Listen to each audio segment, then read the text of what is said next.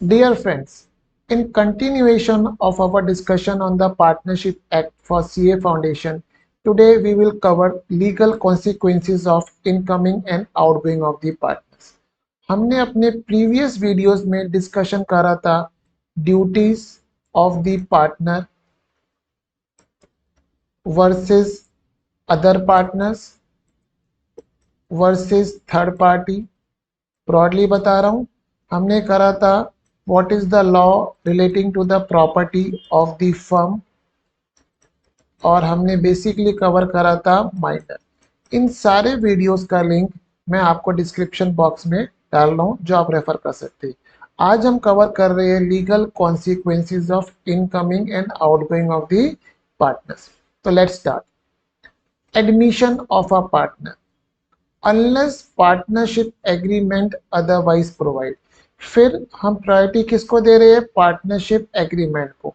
Means if a partnership agreement is silent then these provisions will prevail, otherwise what is written in a partnership agreement that will be applicable। मैं आपको समझाता हूं। तो अगर आपका partnership agreement silent है तो क्या क्या एडमिशन के कॉन्टेक्स्ट में लॉ क्या है? A person can be admitted as a partner with the consent of all partners। Means अगर agreement silent है then a new person can be admitted as a partner with the consent of all partners। यहाँ पे majority cover नहीं करी हुई है। Means अगर agreement silent है तो सारे partners की consent required है to bring any new person as a partner। New partner will not be liable for any acts of the firm done before his admission। आप लोगों ने 12th में और इवन सीए फाउंडेशन के accountancy में पढ़ा है कि हम लोग क्या प्रिपेयर करते हैं? Revaluation account at the time of admission of the partners.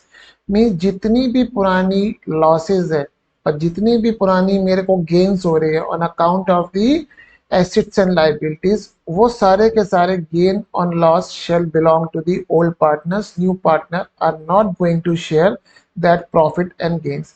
उसके पीछे का लॉ यही है। तो अगर हमारा एग्रीमेंट साइलेंट है then new partner will not be liable for acts of the firm done before his admission। new partner may agree with existing partner to bear existing liabilities of the old firm।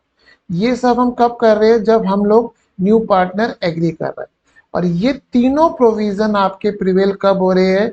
जब आपका ये agreement जो आ रहा है ये agreement आपका silent है। एक एग्जांपल लेता हूं। For example A B C तीन पार्टनर है और एग्रीमेंट में लिखा है A has a power to admit any person as a new partner. A wants D should be introduced as a partner। In this case, since agreement is containing power that A can appoint any new person as a partner, in this scenario, D will be admitted as a partner and in this case B और C की consent हमको नहीं लगेगी।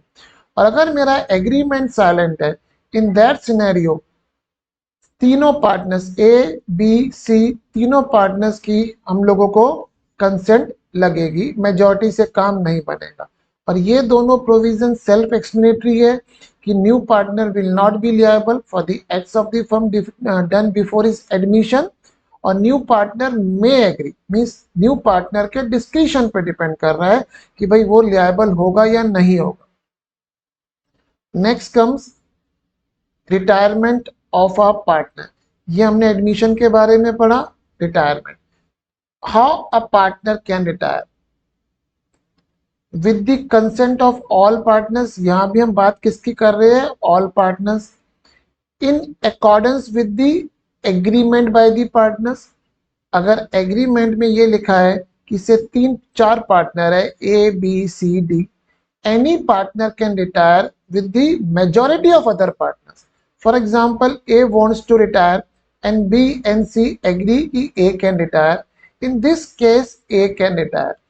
और otherwise, if there is a no agreement, then अभी जो हम पढ़ रहे हैं प्रोविजन वो क्या कहना चाह रहे हैं कि A can retire only with the consent of all partners। It means law indirectly क्या बोल रहा है? अगर agreement है तो एग्रीमेंट के according a partner can retire. If agreement is not there with the consent of all partners, means ये जो लॉ आ रहा है ये लॉ एडमिशन के एट पार क्रिएट करा हुआ है कि एडमिशन में भी हम क्या पढ़ रहे हैं कि पार्टनर एडमिट कब हो सकता है, if agreement is silent with the consent of all partners, otherwise as per agreement. Same हमारे पास रिटायरमेंट का लॉ है where partnership is at a will. Partnership is at a will कब होती है कि कोई भी पार्टनर कभी भी छोड़ के जा सकता है, ये स्पेसिफिक लिखा है। Then by giving notice to the all partners, again यहाँ पे भी वर्ड क्या लिखा है ऑल पार्टनर्स, मेजॉरिटी यहाँ भी कवर नहीं करी है। तो हम अगर सिंप्लीफाई करें लॉ को तो लॉ सिंप्लीफाई करके हम क्या बोल सकते हैं कि part if there is a specific provision in the agreement, इस वाले केस में then partner can retire accordingly, otherwise partner can retire with the consent of all partners. ये हमको क्लियर हो गया। ये तो हमने पढ़ा मोड ऑफ रिटायरमेंट। अब हम आते हैं liabilities of a retiring partner. Admission में हमने पढ़ा था कि new partner may agree old liabilities or may not agree old liabilities. Now let's say what is the position with respect to the retiring partner. Old liability while he was a old liabilities while he was the partner. Existing partner may free the retiring partner from any liabilities toward third party which was incurred while he was a partner by agreement with the retiring partner and a third party. इसका मतलब जब partner छोड़ के जा रहा है और उसके टाइम में कोई लाइबिलिटी इंकर हुई, he will continue to be liable for that liability unless existing partners may free the retiring partner, और वो भी सिर्फ existing partners के कहने से नहीं होगा। For that purpose there shall be agreement between the existing partners and third party जिसको पैसा देना है। इट मीन्स एग्जाम्पल में लेता हूँ ए बी सी तीन पार्टनर है। Now they have a liability towards the X. C wants to retire, C छोड़ना चाहता है। अब अगर सी छोड़ के जा रहा है और कुछ भी एग्रीमेंट नहीं हुआ है, then after retirement he will continue to be liable to the X. It means अगर ए और बी वो पैसा नहीं पे कर पाते, अनेबल टू पे है, तो C will continue to be liable to the x.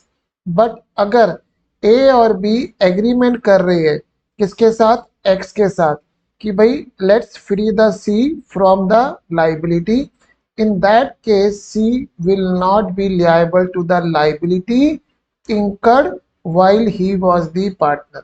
तो अगर हम दोबारा से इसको रीड करें, existing partner may free the retiring partner from any liabilities toward third party, and this is more important, which was incurred while he was the partner. And how they can relieve the retiring partner from liability? By agreement with the retiring partner and third party. तो इस case में agreement ए और B x के साथ agreement करेंगे जिसमें सी भी एक पार्टी होगा। तो hence it will be an agreement between the remaining partners, it will be agreement between the remaining partners, retiring partners, और जिसको हमें पैसा देना है। तो by this way they can relieve the old partners. और अगर ऐसा एग्रीमेंट नहीं करा है, then old partner will continue to be liable to, in this case, in this example, X. So this we have discussed about old liabilities. Old liability का मतलब वो liability जो firm ने incur करी जब retiring partner था। Now what is the law relating to the liabilities of the firm incurred after the date of retirement?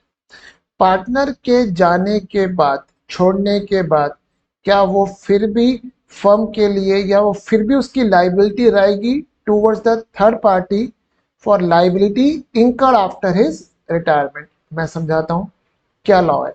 Retiring partner will continue to liable for acts of the firm done after his retirement if no public notice is given of retirement. इसका मतलब हम अगर बात करते हैं A B C partner है, partner retire हो गया 31 मार्च 24 को। ऑन 5 अप्रैल 24 फर्म ने ए और बी ने लोन लिया, bank account debit to loan, उन्होंने ये एंट्री पास कर दी से 50 लाख रुपीस का।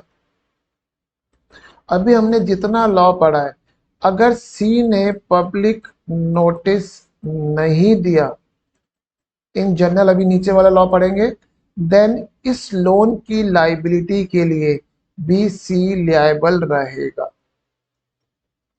कि आपको दिख सुनने में अजीब लग रहा होगा, अभी पूरा लॉ समझाता हूं, फिर आपको समझ में आएगा कैसे प्रोविजन बनाया। Retiring partner will continue to liable for acts of the firm done after his retirement if no public notice is given. Public notice may be given by retiring partner or remaining partner. अब आप ये law समझना, this is important, फिर आपको ये पूरा example समझ में आएगा। Retiring partner will not be liable for the act done after retirement if person dealing with the firm does not know that he was a partner. यहाँ पे लॉ की इंटेंशन क्या है मैं आपको समझाता हूँ। ए और बी सी तीन पार्टनर्स थे, सी छोड़ के जा रहा है। अमंग ए बी सी की मार्केट में गुडविल, इसकी क्रेडिबिलिटी बहुत अच्छी थी, सबको पता था कि सी बहुत जेन्युइन पार्टनर है, हम अगर कभी भी ए बी सी फर्म से डील करेंगे तो we will not have any loss. अब सी छोड़ के चला गया, पब्लिक नोटिस नहीं दिया हम लोगों ने, अब बैंक ने लोन दे दिया। बैंक ने जो लोन दिया इस एजम्पशन पे दिया है कि भाई सी अभी भी पार्टनर है, हमको हम जो भी लोन दे रहे हैं ये हमारा डिफॉल्ट नहीं होगा, हमको पैसा मिल जाएगा। बट सी तो छोड़ के जा चुका है, लोन तो एग्जिस्ट लिया किसने, ए और बी ने। Hence to avoid this type of loss to the third parties, ये वाला लॉ ड्राफ्ट करा गया है। क्योंकि यहाँ पे बैंक जानता था कि सी पार्टनर है, सी की क्रेडिबिलिटी बहुत अच्छी है, उन्हें पता था हमारे को लॉस नहीं होगा, उन्होंने लोन दे दिया। बट इन एक्चुअलिटी सी तो छोड़ के जा चुका था। इस केस में अगर सी ने पब्लिक नोटिस नहीं दिया है तो बैंक को पता ही नहीं चला कि सी छोड़ के जा चुका है, तो C will continue to be liable to the bank in the sense A और बी अगर लोन नहीं दे पाते हैं, ये वाला लोन ए और बी अगर लोन नहीं दे पाते हैं तो सी को वो लोन चुकाना पड़ेगा। बट अगर ये वाला प्रोविजन प्रिवेल हो रहा है, मींस बैंक को पता ही नहीं था कि सी भी पहले पार्टनर था, बैंक तो फर्म को जानता था। मान लीजिए इनकी फर्म का नाम था कि फर्म का नाम हम ऐसा लेते जो पार्टनर्स के नाम से नहीं आए, इनका फर्म का नाम था मान लीजिए मैसर्स गुडविल एंड कंपनी। अब बैंक को पता ही नहीं था कि सी पार्टनर था और बैंक को ये सी के बारे में कुछ भी नहीं पता था कि सी क्रेडिबल, सी की रेपुटेशन अच्छी है नहीं है, means bank was not aware anything about C. In this case ये लॉ प्रिवेल होगा। इस केस में रिटायरिंग पार्टनर की लाइबिलिटी नहीं आएगी for debts incurred after his retirement. इसके पीछे का लॉ वही है कि यहाँ पे अगर बैंक को पता ही नहीं था कि सी पार्टनर है, तो जो बैंक ने लोन दिया है वो सी की रेपुटेशन के बेसिस पे नहीं दिया है, रेदर पूरी फर्म की गुडविल, फर्म की क्रेडिबिलिटी के बेसिस पे दिया है। उस केस में retiring partner will not be liable. तो हम अगर इस पूरे लॉ को समराइज करें तो हम समराइज कैसे कर रहे हैं इसको, कि अगर पार्टनर छोड़ के जा रहा है, उसने पब्लिक नोटिस नहीं दिया है और थर्ड पार्टी को पता ही नहीं था कि कभी भी रिटायरिंग पार्टनर उसमें पार्टनर था, then third party will not be, then retiring partner will not be liable. But अगर पार्टनर छोड़ के जा रहा है, पब्लिक नोटिस नहीं दिया, बट थर्ड पार्टी को ये पता था कि वो पहले पार्टनर है और अब छोड़ के चला गया, उसका पब्लिक नोटिस नहीं दिया है, तो रिटायरमेंट के बाद भी रिटायरिंग पार्टनर की लाइबिलिटी सस्टेन करेगी। तो आपको ये होप ये लॉ क्लियर हो गया होगा कि what is the rational reason behind the making this type of law. तो हेंस कभी भी अगर पार्टनर छोड़ के जा रहा है तो उसको पब्लिक नोटिस देना जरूरी नहीं है, उसकी बेटरमेंट के लिए है। और अगर पब्लिक नोटिस नहीं देता है तो दो कॉन्सिक्वेंसेज आएंगे। अगर थर्ड पार्टी को पता था कि वो पहले पार्टनर था तो पब्लिक नोटिस ना देने की वजह से retiring partner will continue to be liable for debt incurred after his retirement. और अगर पब्लिक नोटिस नहीं दिया है और थर्ड पार्टी को पता ही नहीं था कि रिटायरिंग पार्टनर का भी पार्टनर था, उस केस में third retiring partner will not be liable. तो आई होप आपको ये लॉ क्लियर हुआ होगा। Now comes the third case, expulsion of the partner. Expulsion of partner retirement of partner का पार्ट बन रहा है। एक्सपल्शन का मतलब उसको हमने फोर्सफुली पार्टनरशिप से रिमूव कर दिया, मतलब फोर्सफुली वो छोड़ के नहीं जा रहा, बट हमने उसको पार्टनरशिप से रिमूव कर दिया। अब पार्ट इसके पीछे लॉ क्या है, पार्टनर में be expelled from the partnership if following conditions are satisfied. Partnership agreement contain provision for expulsion. Power of expulsion has been exercise by majority of the partners. यहाँ majority लिखी है, consent नहीं लिखी है, all consent नहीं चाहिए, यहाँ पे मेजॉरिटी चाहिए। And power has been exercise in a good faith. ये तीनों कंडीशन अगर फुलफिल हो गई and then partner can be forcefully removed, can be forcefully retired from the partnership firm. तो ये प्रोविजन सिंपल है, होप इसमें आपको कोई प्रॉब्लम नहीं आएगी। Now next case, insolvency of a partner. On partner being declared insolvent, following will be the consequences. Insolvent partner will cease to be the partner of the firm whether or not firm is dissolved. इसका कोई ज़्यादा significance नहीं है। यहाँ पे जो law कहना चाह रहा है, जैसे ही पार्टनर को इंसॉल्वेंट डिक्लेयर करा गया, इंसॉल्वेंसी हमेशा कैसे डिक्लेयर होती है, इंसॉल्वेंसी हमेशा डिक्लेयर होती है बाय कोर्ट। मीन्स ऐसा नहीं है कि आप जाके बोल दो मैं इंसॉल्वेंट हो गया, it's by a court. As soon as a court declare a partner to be insolvent, he cease to be the partner। इसका मतलब वो पार्टनर नहीं रहेगा from the date he is declare insolvent. इसके पीछे का लॉ का रेशनल क्या है भाई, पार्टनरशिप में हम बात करें, पार्टनर्स की जो लाइबिलिटी होती है वो क्या होती है, अनलिमिटेड होती है। तो अगर पार्टनर को इंसॉल्वेंट डिक्लेयर कर दिया गया, इंसॉल्वेंट का मतलब उसके personal debts are more than his assets. इसका मतलब he does not have a sufficient assets to bear the loss if any arising in a partnership firm.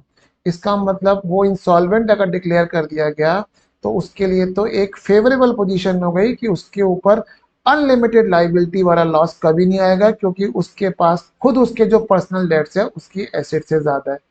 Hence, to avoid this type of situation, this type of loss to the other partners, law ने एक deem कर दिया है कि जैसे ही partners को insolvent declare करा जाएगा, he cease to be the partner, means he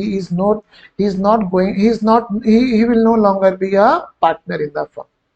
अब आगे का लॉ क्या है, लाइबिलिटीज के बारे में। Estate of insolvent partner will not be liable for act of the firm done after partner is declared insolvent, even if no public notice is given। Means जैसे partner insolvent हुआ, वो partnership firm से हट गया, अब चाहे उसका public notice दिया है या नहीं दिया है, एस्टेट, यहाँ पे वर्ड क्या आ रहा है, estate of insolvent partner. Estate का मतलब क्या हो रहा है, उसकी एसेट्स। जब भी कोई पर्सन इंसॉल्वेंट डिक्लेयर होता है तो उसकी सारी एसेट्स किसके पास चली जाती है, कोर्ट के पास। तो यहाँ पे पार्टनरशिप एक्ट क्या बोल रहा है, जैसी पार्टनर इंसॉल्वेंट डिक्लेयर हो गया, उसकी asset will not be liable for act of the firm done after partner is declare insolvent, even if no public notice is given. This is not the case in case of normal retirement. Normal retirement में हमने ऊपर पढ़ा था public notice की requirement, but यहाँ पे public notice की requirement नहीं है। मीन्स अगर एक पार्टनर डिक्लेयर इंसॉल्वेंट हो गया, वो पार्टनर नहीं रहा, उस केस में assets of the insolvent partner will not be liable for the acts of the firm are done after a partner is declare insolvent. एक सिंपल लॉ और लिख दिया, partner firm will not be liable for act of the insolvent partner done after the date of declaration of his insolvency। As a precaution लिख दिया because अब तो partner ही नहीं रहा वो, तो as a matter of precaution law ने ये भी लिख दिया कि firm will also not be liable for the acts of the insolvent partner, क्योंकि जैसे वो इंसॉल्वेंट हो गया, पार्टनर ही नहीं रहा, तो भी उसकी एक्ट के लिए फर्म नहीं लायबल होगी। अब हम पढ़ते हैं डेथ ऑफ द पार्टनर। लेकिन सारे केसेस में क्या हो रहा है, हम शुरू से अगर ऊपर से देखें, रिटायरमेंट के केस में नॉर्मल रिटायरमेंट हो रही है, एक्सपल्शन स्पेशल केस हो रहा है, इंसॉल्वेंसी स्पेशल केस हो रहा है, डेथ स्पेशल केस। लॉ क्या है इसके बारे में? Where under a contract firm is not dissolve upon death of the partner. इसका मतलब अगर आपका एग्रीमेंट साइलेंट है, then what is the law? Death होते ही फर्म डिसॉल्व हो जाएगी। ये पार्टनरशिप एक्ट में लिखा है। और अगर एग्रीमेंट में लिखा है कि the where under a contract firm is not dissolve upon death of the partner, obviously he will no longer be a partner, then the estate of deceased partner will not be liable for acts of the firm done after the death of the partner।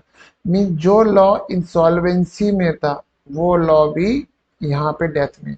इसके पीछे का law का जो rational रहा होगा वो यही रहा होगा, ह्यूमन ग्राउंड्स।